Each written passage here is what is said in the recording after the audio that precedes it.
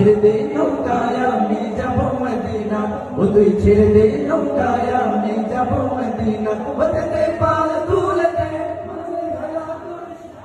সবার থেকে কণ্ঠ ছেড়ে আমরা রাসূলকে যতটুকু ভালোবাসি কণ্ঠ দিয়ে ততটুকু ভালোবাসা প্রকাশ করতে হবে, একদম কণ্ঠ ছেড়ে।